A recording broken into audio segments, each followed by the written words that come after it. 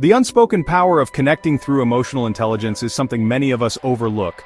Hey everyone, it's Amir, and I want to talk about something that, for a long time, I didn't quite grasp, something that fundamentally changed how I connect with people, both in my work and, honestly, in every corner of my life.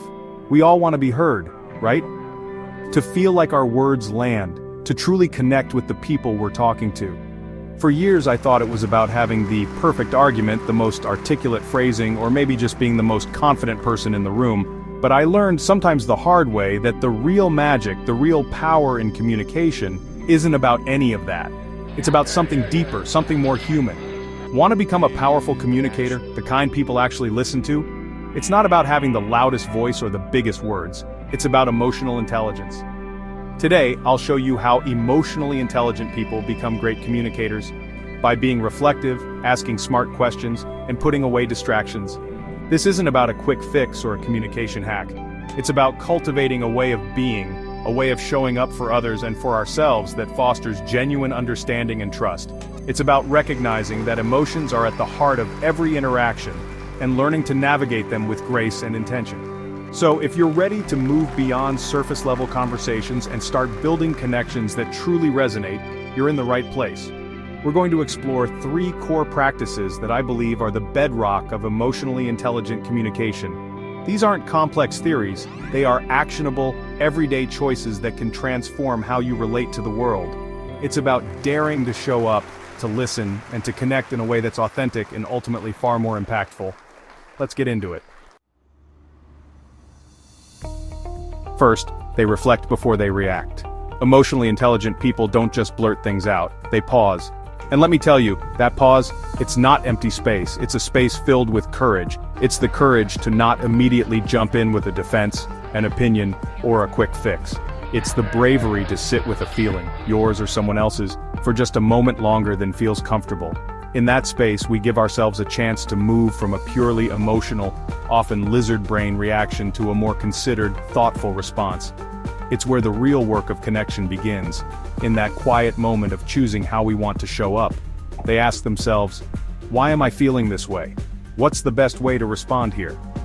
This internal dialogue is crucial. It's like holding up a mirror to our own internal state. Am I feeling defensive because of what was said? Or is this tapping into an old wound?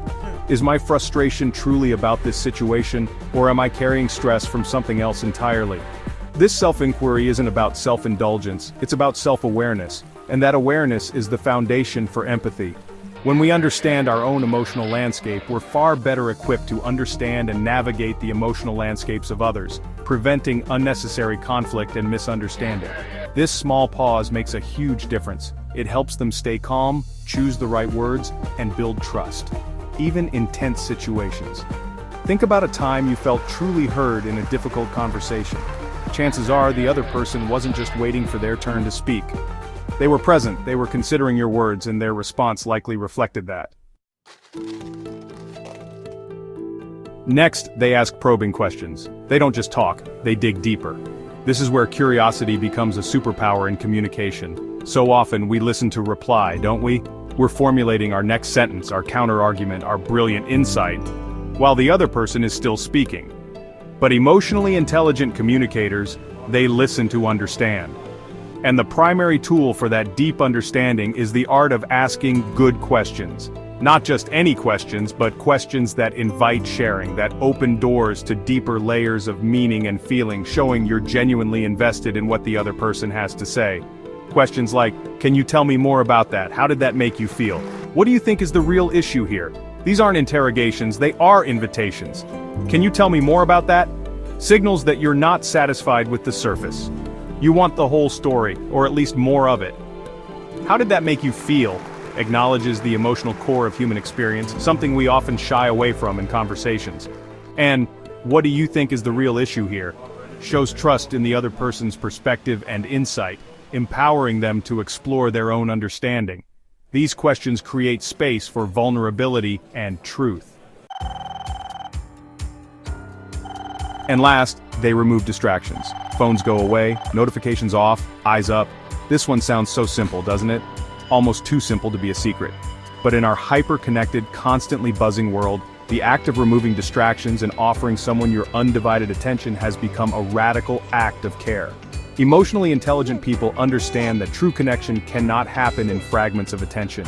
They recognize that presence isn't just about being physically in the same room, it's about being mentally and emotionally available to the person in front of you.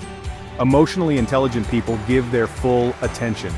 Because let's be real, how can you connect when your mind is halfway on TikTok, or checking emails, or thinking about your to-do list, or mentally drafting your response? We've all been on both sides of this, trying to talk to someone whose eyes keep darting to their phone, or feeling that internal pull ourselves when a notification dings. It's a subtle, sometimes unintentional dismissal. It communicates something else is or could be more important than you right now. And that chips away at connection, little by little. Presence is powerful. So there you have it, 3 foundational practices that emotionally intelligent people use to become truly powerful communicators. It's not about manipulation or having all the answers. It's about showing up with intention, with courage, and with a genuine desire to connect. It's about daring to be present, daring to be curious, and daring to reflect before we react. These aren't just skills, they are ways of being that can transform not only our conversations, but the very fabric of our relationships. So to become a great communicator, do what emotionally intelligent people do, be reflective, ask probing questions, and remove distractions. Try just one of these today, and watch your conversations change. Don't feel like you have to master all of them overnight. Pick one. Maybe today you focus on taking that reflective pause before you speak. Or perhaps in your next chat with a friend, you practice asking one more probing question than you normally would.